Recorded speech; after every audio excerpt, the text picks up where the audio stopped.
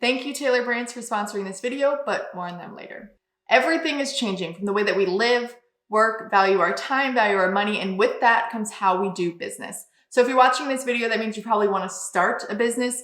Maybe you're already an entrepreneur, maybe you want to break away from your 9-to-5, or maybe you're like me where you've known that you've always would start a business, you just weren't quite sure what that was going to look like. So in today's video, we're going to cover the best business structure that you can start in 2023. But first, I want to lay a couple ground rules here. For starters, we are not building ourselves a job. Let me repeat, do not build yourself a job. To truly start a successful business, you have to think like a CEO, not an employee. Now, obviously there's a few things that differentiate the two, but the biggest thing is this: an employee exchanges their time for money, while a CEO focuses on scaling the business, even if they're not around. A CEO is going to have systems in place. They're going to have different contractors and people underneath them who can grow the business on the day-to-day, while the CEO can focus on scale. In 2020, I started a business selling terracotta pots.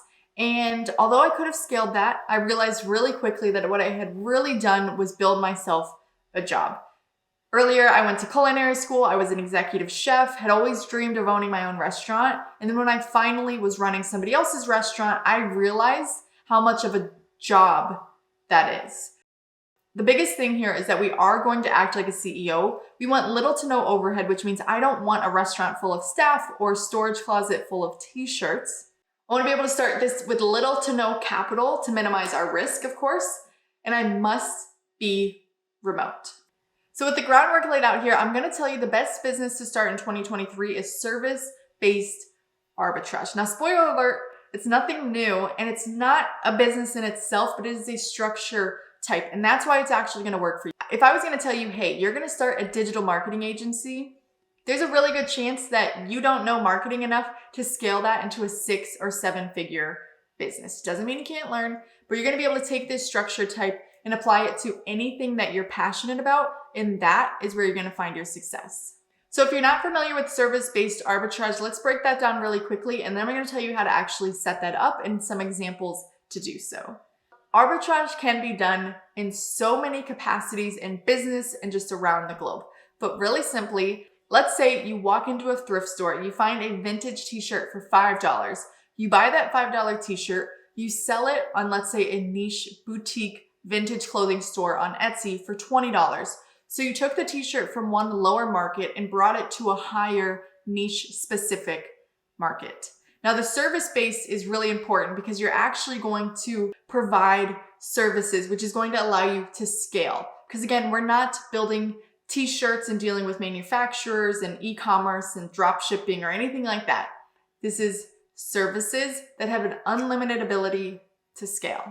Now, before we walk through some examples of service-based arbitrage for 2023, let me tell you the right way to start a business. With Taylor Brands, it is so simple. Taylor Brands provides you with everything you need to start a business in one place. The first step to starting a business is opening an LLC, which stands for Limited Liability Company. It's essential to opening a business banking account, creating business credit, limiting your personal liability, and it will even impact the way that you pay taxes. To show you how simple this is, let's take a service-based arbitrage business such as residential cleaning services, and we'll call it Cleaner.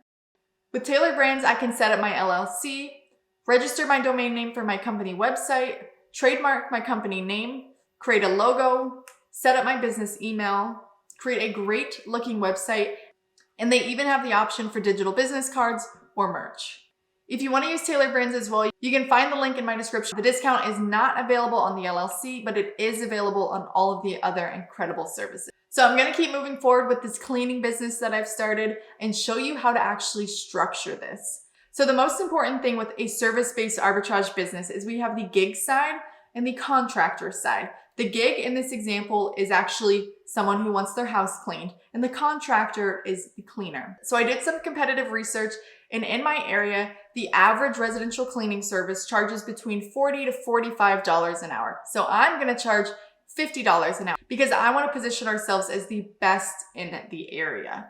Now, the next important part is finding contractors. I'm going to be able to charge $50 an hour to the customer, and I'm going to pay my contract cleaner $25 an hour, which is very competitive for the work. So you're probably thinking, aren't you just hiring employees? But aside from tax benefits, there's a huge difference in what we're doing here. The most important is that I don't have to leverage any of my own capital. I am connecting already independent contractors to a gig and taking a piece for facilitating the deal. So this means I don't have to pay my contractors anything until the service is done. So I'm not hiring an employee on a retainer at an hourly wage.